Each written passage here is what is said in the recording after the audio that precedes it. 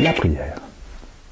En quoi la prière est un des exercices pour reprendre et qui nous aide à vivre cet entraînement et cette longue course, cette longue marche qu'est l'aventure des disciples, puisque je vous rappelle, être chrétien, c'est être disciple du Christ, et être disciple, c'est marcher à la suite du Christ.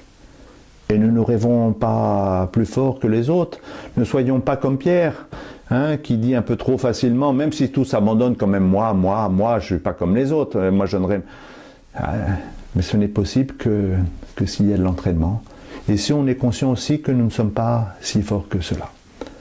La prière, c'est dans des vies qui sont souvent bien remplies, avec beaucoup de choses à faire, où on est souvent toujours en train de courir, dans une vie aussi il y a beaucoup de paroles, beaucoup de bruit.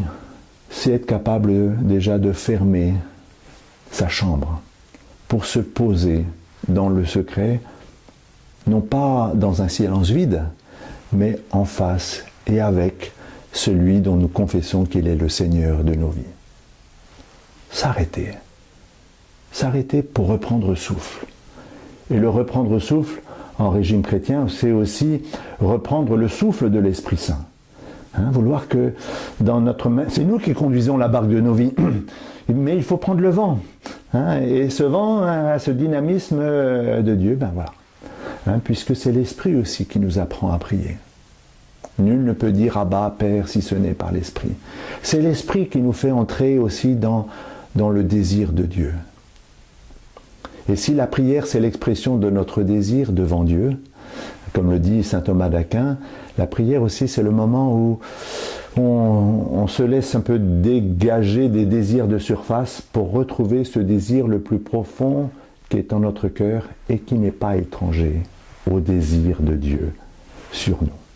C'est pour ça que la première attitude dans la prière, il faut d'abord s'y mettre, il faut être capable de dire, voilà, je me pose, et voilà, je veux vivre ce temps comme je veux vivre ma vie et ma journée, au nom du Père, du Fils et du Saint-Esprit. Il ne faut pas avoir peur de faire des signes dans la prière, et puis, à un autre moment, de dire, je vais commencer, Seigneur, par me mettre à ton écoute.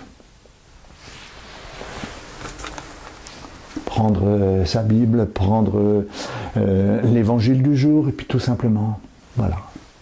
Parle, Seigneur, ton serviteur écoute. Lire, et puis dans cette lecture méditative, essayer de laisser retentir cette parole. Mais qu'est-ce que le Seigneur attend de moi? Qu'est-ce qu'il me dit pour aujourd'hui? Qu'est-ce qu'il me dit comme parole d'encouragement? Au contraire, comme parole qui me réveille, puisque la parole de Dieu, elle est à certaines heures douce comme le miel et à d'autres moments tranchante comme le glaive. Mais c'est toujours la parole d'un ami qui parle à un ami. Je ne vous appelle plus serviteur, mais ami, parce que le serviteur ignore ce que veut faire son maître. Écoutez. Écoutez, prendre le temps d'accueillir avant d'oser une réponse. Et une réponse qui sera, selon les jours, merci, pardon, s'il te plaît. Et puis il faut savoir terminer la prière. Et à nouveau, toujours, moi je conseille toujours terminer par un merci, parce que c'est le mot-clé.